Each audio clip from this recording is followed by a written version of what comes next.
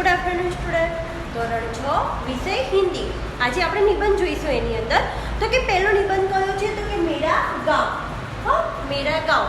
તો કે ગાંવ, આપણું ગાંવ કયું છે? તો કે પાટણ। હું તમને નિબંધ સમજાવું છું અહીંયા कि मेरा गांव पवित्र गोदावरी नदी के तट पर बसा हुआ है। मेरे आपको जो भी मेरे गांव के लिए लिखना हो वो लिखना, लेकिन मैं यहाँ आपको यह समझा रही हूँ। मेरे गांव के चारों ओर रमणीय पहाड़ियाँ हैं। मेरे गांव का नाम रामपुर है। आज़ादी के बाद मेरे गांव ने बहुत तरक्की की है। आज़ादी के बाद मेरे गांव ने बहुत तरक्की की है। गांव के दक्षिणी हिस्से में पंचायत घर है। पंचायत घर के पास ही गांव का पुस्तकालय है और वाचनालय भी है। मेरे गांव में एक बहुत पुराना और प्रसिद्ध राम मंदिर भी बसा हुआ है। सुबह और शाम आरती के समय मंदिर में बहुत भीड़ होती है। सुबह शाम मंदिर में क्या होती है? आरती पूजा होती है ना, तो वहाँ पर बहुत भीड़ होती है। रामनवमी के अवसर पर मंदिर के पास भारी मेला लगा हुआ होता है। मेरे गांव में लगभग 2000 लोगों की आबादी हुए। उनमें ज़्यादातर लोग किसान रहते हैं। उनके अलावा गांव में लुहार, कुम्हार, बढ़ई, दर्जी, धोबी, नाई आदि भी रहते हैं।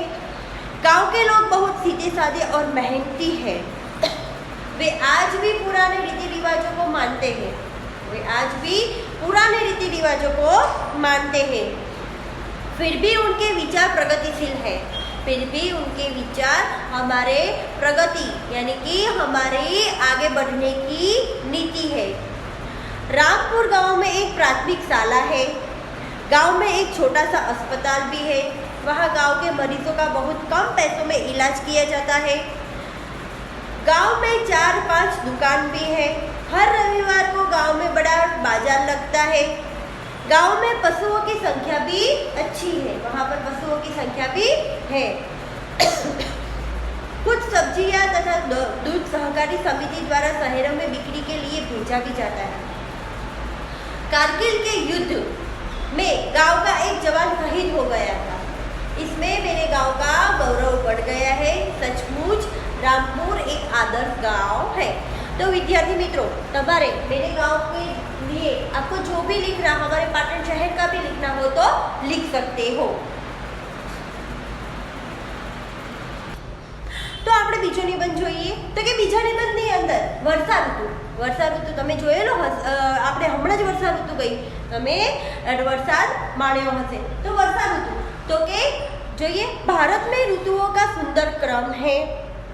यहाँ सभी ऋतुओं का बहुत महत्व है, पर वर्षा ऋतु का तो कहना ही क्या। वर्षा ऋतु तो बहुत अच्छी लगती है ना हम लोगों को। तो वर्षा के पहले ग्रीष्म ऋतु में तेज धूप पड़ती है।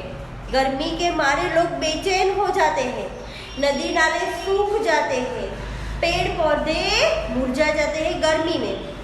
पशु पक्षी गर्मी में व्याकुल हो उठते हैं। पशु पक्षी भी गर्मी में बहुत व्याकुल हो उठते हैं। सारी पृथ्वी पर सूनापन छा जाता है। पूरी पृथ्वी पर यानी कि सारे संसार में सूनापन छा जाता है। लेकिन वर्षा का आगमन होते ही वातावरण में बदलाव आ जाता है। आकाश में काले काले बादलों की गड़गड़ाहट सुनाई पड़ती है। बिजली चमकती है और बरसात की बौछार शुरू हो जाती है।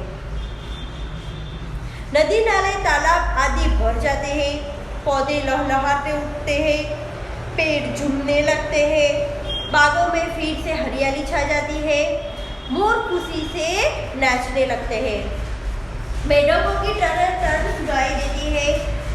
आकाश में मनोहर इंद्रधनुष के दर्शन भी होते हैं। अब आकाश में क्या होता है? मनोहर इंद्रधनुष के दर्शन भी होते हैं। वर्षा ऋतु में बच्चे बहुत खुश हो जाते हैं। किसानों की खुशी का तो ठिकाना ही नहीं रहता। वे अपने खेतों में हल चलाते हैं। वर्षा ऋतु में रक्षाबंधन, गणेशोत्सव, जन्माष्टमी जैसे बड़े बड़े त्योहार आते हैं। कभी कभी अधिक वर्षा के कारण नदियों में बाढ़ आ जाती है। इससे बहुत नुकसान होता है। फिर भी हमारे देश के लिए वर्षा ऋतु बड़ी उपयोगी होती है। तो विद्यार्थी मित्रों, તમારે ફેર નોટબુકની અંદર આ બે નિબંધ લખવાના રહેશે।